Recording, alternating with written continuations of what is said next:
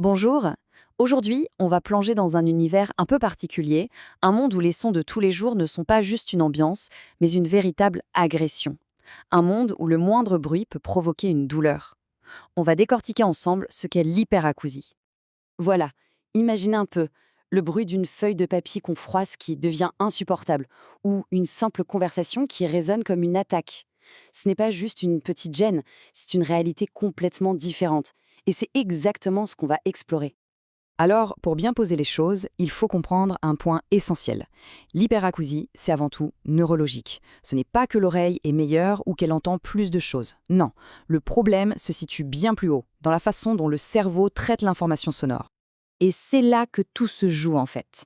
Le cerveau se met à interpréter des sons tout à fait normaux, inoffensifs, comme s'ils étaient une menace. C'est un peu comme une alarme incendie qui se déclencherait pour une bougie d'anniversaire. Forcément, ça déclenche du stress et parfois même une douleur bien réelle. Bon, au-delà de la définition technique, comment est-ce que ça se manifeste dans la vie de tous les jours? Parce que l'impact, vous allez le voir, est immense. C'est un véritable effet domino. On parle de choses très concrètes, une intolérance à des bruits comme la vaisselle, la circulation. Mais ça ne s'arrête pas là. On parle de douleurs physiques, dans l'oreille ou autour, de maux de tête, d'une anxiété qui peut devenir très sévère. Et puis, il y a cette fatigue constante, logique quand le cerveau est en état d'alerte permanent. Et la conséquence de tout ça, eh bien, elle est terrible. Pour se protéger, pour éviter la souffrance, la personne va commencer à s'isoler.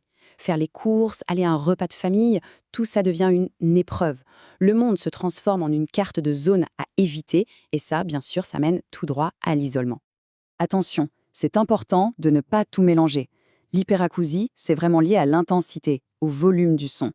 À côté, on a la phonophobie, qui est la peur du son, souvent une conséquence de l'hyperacousie. Et puis il y a la misophonie, qui est encore autre chose. Là, c'est une réaction émotionnelle très forte, de la colère ou du dégoût, face à la nature d'un son, comme quelqu'un qui mâche, peu importe le volume. Ce sont des choses différentes. Alors, comment on fait pour mettre un nom là-dessus, pour passer de ce ressenti, qui est très subjectif, à un diagnostic clair et objectif? Eh bien, le parcours est très structuré. Tout commence par là. C'est l'étape numéro 1. Une consultation chez un ORL.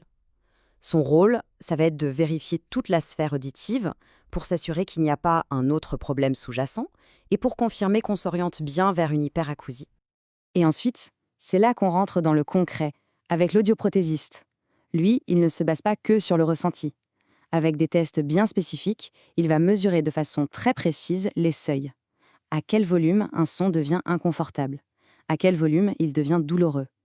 C'est une vraie cartographie de l'hypersensibilité qui permet de poser un diagnostic solide. Et on en vient à la partie la plus surprenante, et sans doute la plus porteuse d'espoir, la solution. Parce que la solution, ce n'est pas de se boucher les oreilles, c'est même tout le contraire. Une approche qui, à première vue, semble complètement contre-intuitive. C'est la question qui vient tout de suite à l'esprit, non? Comment ça, un appareil auditif? Ces appareils qui sont faits pour amplifier le son, on va les utiliser pour quelqu'un qui ne supporte plus le son? Ça n'a pas de sens, a priori. Et voilà, c'est ça la clé. Il faut complètement changer de perspective.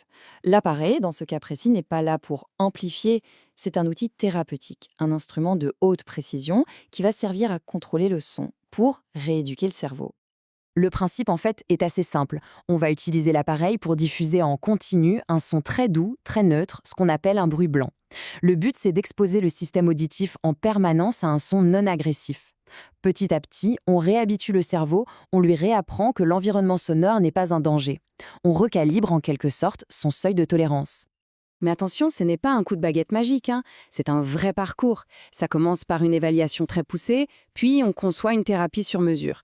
Les réglages de l'appareil sont ensuite ajustés tout doucement, très progressivement. Et bien sûr, il y a un suivi régulier pour accompagner cette rééducation du cerveau.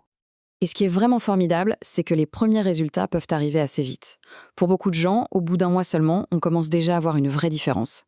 Ce n'est pas la fin du chemin, bien sûr, mais c'est un premier pas immense qui redonne un espoir incroyable. Bon, mais alors, vers quoi on va? Quel est l'objectif final de toute cette démarche? C'est de se réapproprier son environnement. Et ça, c'est vraiment le point le plus important à retenir. Le but, ce n'est absolument pas de vivre dans le silence. D'ailleurs, ça ne ferait qu'aggraver le problème. Non, le but, c'est de pouvoir retourner au restaurant, de participer à un dîner de famille, bref, de revivre normalement dans un monde qui est par nature sonore. Concrètement, les résultats peuvent vraiment transformer une vie. l'anxiété liée au bruit qui diminue drastiquement, une bien meilleure tolérance au son de tous les jours, une qualité de vie retrouvée. Et surtout, la capacité enfin de retourner vers les autres, de participer à des activités sociales. C'est une reconquête. Cette phrase, je trouve, résume tout. L'enjeu humain derrière la technique. Il ne s'agit pas juste de supporter des décibels. Il s'agit de retrouver l'accès à tout ce que le son transporte, les émotions, les conversations, les liens avec les autres. Et on va finir là-dessus avec cette question. Et si le son pouvait redevenir un ami? Passer d'un monde où le son est un ennemi permanent à un monde où il redevient ce qu'il devrait être. Un compagnon, une source d'information, de plaisir. C'est tout le cheminement qui est proposé et c'est une perspective qui change absolument tout.